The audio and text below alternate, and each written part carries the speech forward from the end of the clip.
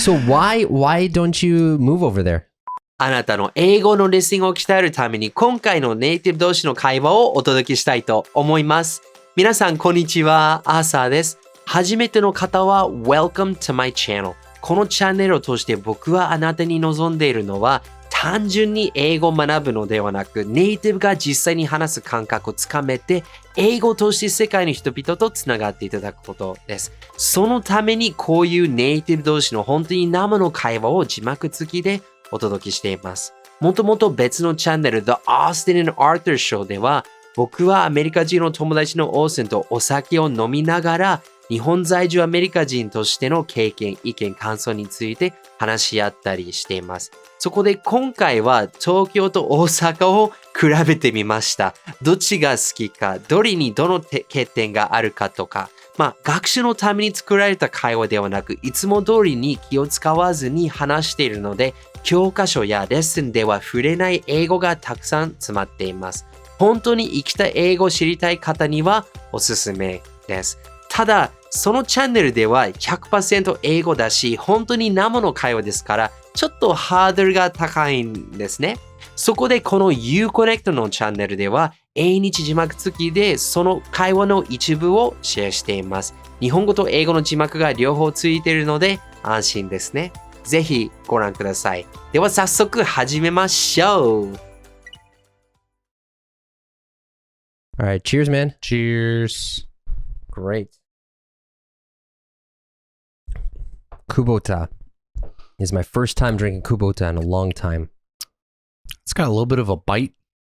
This is Like went down smooth and at the end, yeah. Well, you know, a lot of Japanese people like that. Kubota is seen as like one of the really high class Japanese sakes. Yeah. To be honest, it's from Niigata, so I should like it.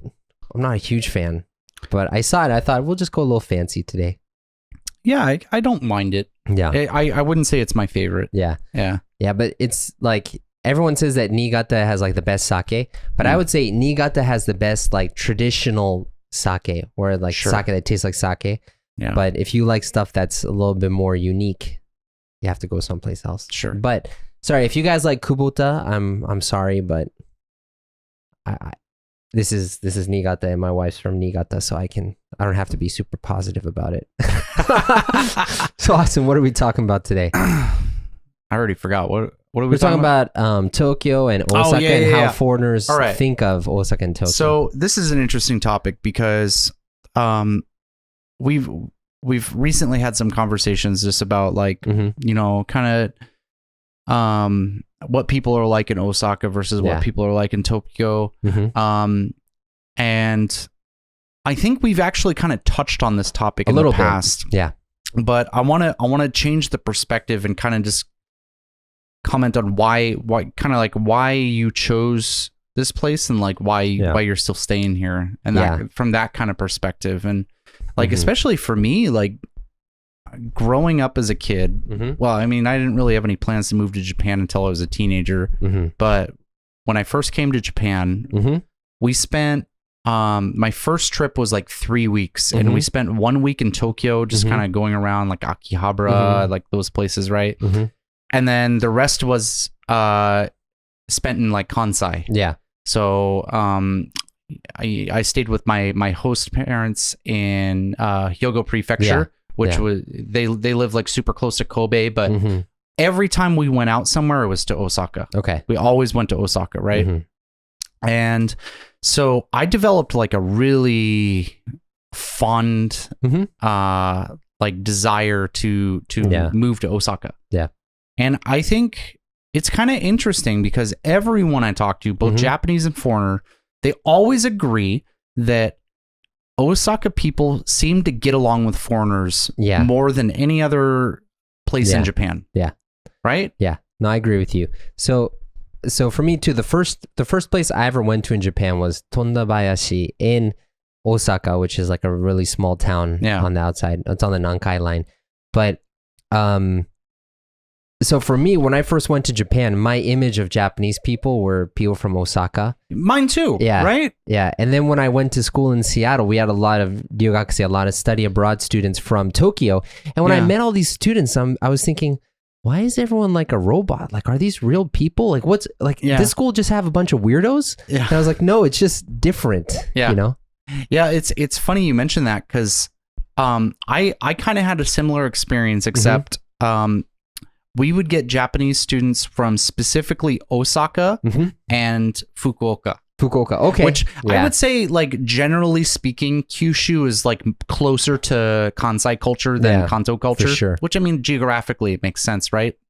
But yeah, so like every single time like I interacted with a Japanese person when I was young, it was Kansai. Yeah. Right. And then I never really interacted with anybody from Tokyo until I moved here. Yeah. And I was like, dude, people here are cold. So different. Yeah. They're so cold and careless, or not careless, but like it seems like nobody cares about anybody, but like it was such like a culture shock for me because I thought I knew Japan. Yeah. And it turns out it didn't. It'd be really great for you to talk about this topic after you've been to New York City. You've been to Manhattan. Yeah, because you get that vibe. Is it the same in New York? Yeah, because in New York, so Boston, you know, people from the Northeast are known for being rude. You know, we've talked about this on the show that Boston people from Boston, Massachusetts are called massholes because we're known as to be so rude. That's so good. But New York takes it to like another level. Yeah. Like, who are you talking to me? Are you talking to me? Like, it's just crazy.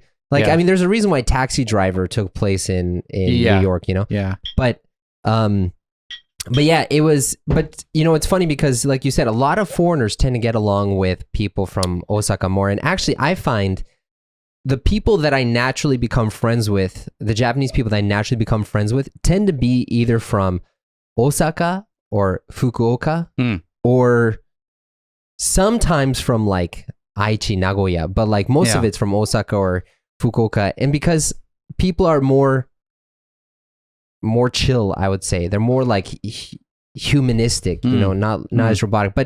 But to be honest, you asked me like, would I want to move to Osaka or why am I still in Tokyo? To be honest, now that I'm here, I kind of like the culture here more. Yeah. And you know what? The weird thing is I feel the same way. Oh, really? Okay. I wasn't expecting you to agree with me. Yeah. No, so that's the thing where I feel like I've kind of like betrayed myself.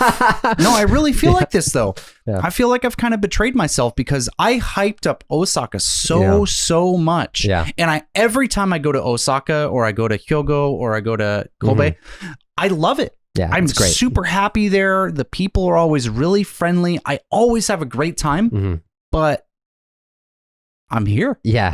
You know what I mean? So why don't you move over there?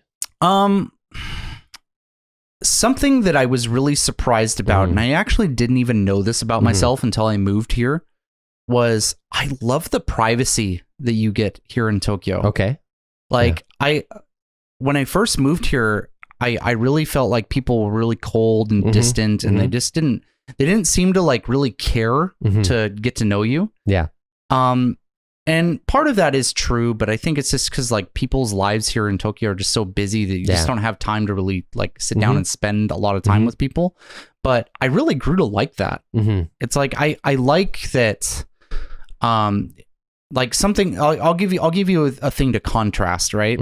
You know, back when I was, you know, in the US, like with dating someone or being friends with somebody, they would always want to do something. Hey, what are you doing this weekend? What are you doing this weekend? When I came to Japan, no one ever sent me that message. Right? No one ever sent me the message. What are you doing this weekend? Yeah. And I like that. Yeah. Like I'm not an antisocial person, but it just becomes so bothersome when you just get hit up all the time. Like, what are you doing this weekend? It's like, I mean, I guess I'm doing something with you now from what it sounds like. Yeah. What are you doing this weekend means let's hang out this weekend. Yeah, exactly. Know? Right. Yeah. And so it's nice that like here in Tokyo, this is not just with Japanese people. This is with my foreign friends too. But you schedule your like play dates. Yeah, you know what I mean. Play dates. What are you, 5? No, but we kind of all just still have play dates, right? Yeah. Okay. You schedule your time. Yeah. Right. And something that I think is kind of something that maybe some like people don't really think about is like that. in a way that's kind of like showing respect for the other person's time. Yeah. And I like that. Yeah, it's funny that you talk about how everyone is kind of private and no one talks to each other. I feel like, because Tokyo has such a high population density and a lot of people, in their apartments, they can hear their neighbors very clearly, because the walls are so thin in their apartments. Not me, I live in a concrete bunker. It's great. Yes, you do. But yeah, so a lot of people, they feel so, so you don't live in Tokyo, you live in Kanagawa. Yeah.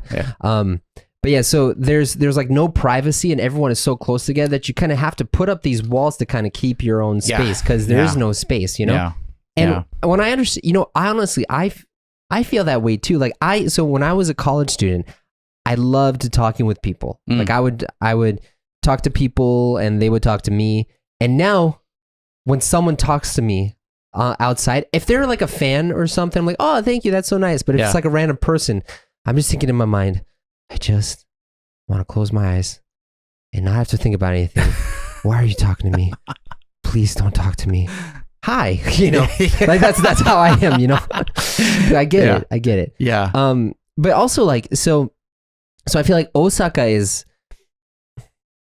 a more natural city, I would say. I think that's a really good way to put it. Yeah. It's, it was funny because one of my friends from Tokyo, he grew up in Meguro, but he spent a long stint in Kyushu actually on an island fishing. Like so he really loves nature and stuff, and he doesn't like being in Meguro too much because he likes nature so much. But he was telling me that, Osaka is more like an Asian city, whereas like Japan is like Tokyo is like a Japanese kind of made environment, Like an artificial environment. Yeah, right. And so, but for me, and we've talked about this on other episodes, but a lot of foreigners, when they come to Japan, they're lonely, they don't know how to make friends very well, and so those barriers in Tokyo feel really cold, and they like Osaka because it's easier to connect with people. But for me, like, I don't know, maybe because I'm married and I have a family now and I have friends, like I don't need that stuff, and I appreciate the distance and the separation from everyone, that I can just like move around easily. Yeah. It's so weird. I think another main reason why, like, if you look at the demographics of like where foreigners live in Japan, obviously you can encounter people living everywhere, right? But by far the largest population of foreign residents in Japan is Tokyo. Yeah, right. Like, there's no question about it. It's like not even close. Right.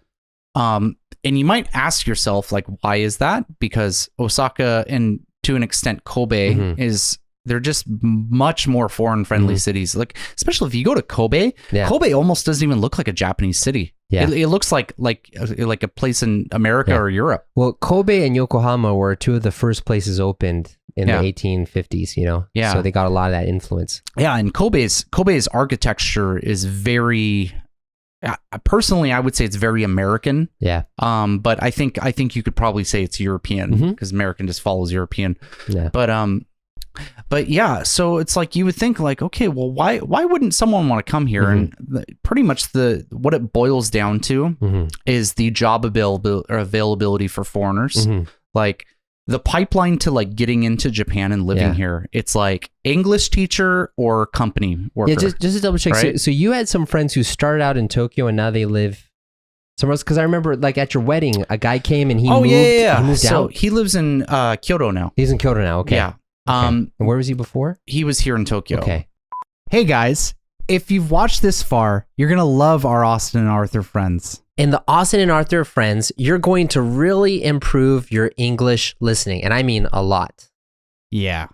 So for each episode, you'll get English and Japanese subtitles, so you can check your listening and comprehension. You'll also get access to a members-only community where you can talk with us, the both of us. Mainly me, right? No, definitely not. For more info, click on the link here, or in the description box of this video. Thanks for being our friend. Woo! I have no friends. いかがでしたか？リスニング力をさらに引き上げたい方には The Austin and Arthur Friends がおすすめです。ただし、リスニングが上達しても実際に話せるようになるとは限らないんですね。実は多くの日本人の方はフレーズを覚えたり、リスニングやシャドーイングの練習を一生懸命やったりしていますが、いざ外国人を目の前にすると頭が真っ白になって言葉が出てこないということが非常に多いです。実は僕も昔同じ悩みを抱えていました。その問題を解決するために IU-Connect とこのチャンネルを始めたんです。もし自分のリスニング力をさらに磨きたいのであれば、ぜひこちらの The Austin and Arthur Friends をご利用ください。